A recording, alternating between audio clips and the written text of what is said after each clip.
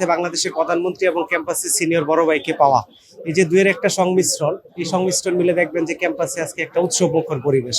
আপনি অতীতে যদি দেখেন যে রাষ্ট্রপ্রধানদের ঢাকা বিশ্ববিদ্যালয়ে আগমন উপলক্ষে নিরাপত্তার নামে ক্যাম্পাসে একটা ভীতিকর পরিবেশ তৈরি করা হইতো না। আপনারা জানেন যে বাংলাদেশের জনগণের সরাসরি ভোটে প্রধানমন্ত্রী নির্বাচিত হওয়ার পরে বাংলাদেশের প্রধানমন্ত্রী তারেক রহমানের প্রথমবারের মতো ঢাকা বিশ্ববিদ্যালয়ে আগমন। তো তিনি একই সাথে বাংলাদেশের প্রধানমন্ত্রী, সেই সাথে তিনি ঢাকা বিশ্ববিদ্যালয়ের সাবেক শিক্ষার্থী। তো আমাদের বর্তমানে যারা শিক্ষার্থী আছে রানিং, ওদের কাছে একই সাথে বাংলাদেশের প্রধানমন্ত্রী এবং ক্যাম্পাসে সিনিয়র বড় ভাইকে পাওয়া, এই যে দুয়ের একটা সংমিশ্রণ, এই সংমিশ্রণ মিলে দেখবেন যে ক্যাম্পাসে আজকে একটা উৎসব মুখর পরিবেশ।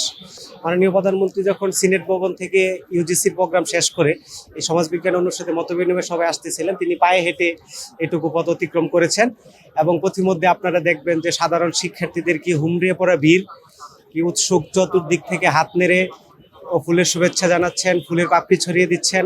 আসলে বাংলাদেশের ইতিহাসে প্রধানমন্ত্রীর সাথে ঢাকা বিশ্ববিদ্যালয়ের শিক্ষার্থীদের এই যে কেমিস্ট্রি, এই ইতিহাস আসলে বিরল। আপনি অতীতে যদি দেখেন যে রাষ্ট্রপ্রধানদের ঢাকা বিশ্ববিদ্যালয়ে আগমন উপলক্ষে নিরাপত্তার নামে ক্যাম্পাসে একটা ভীতিকর পরিবেশ তৈরি করা হইতো।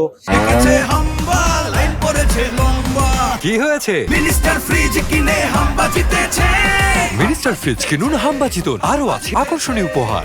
বিসিএল এর শোডাউন, পুলিশের অতিরিক্ত সিকিউরিটি, সাধারণ শিক্ষার্থীরা একটা আতঙ্কের মধ্যে থাকতো। কিন্তু আপনারা দেখবেন যে এইবার পরিবেশ সম্পূর্ণ ভিন্ন। তিনি পায়ে হেঁটে সিনেট ভবন থেকে সাধারণ শিক্ষার্থীদের সাথে কৌশল বিনিময় করতে করতে এই সমাজবিজ্ঞান অনুষদে এসেছেন।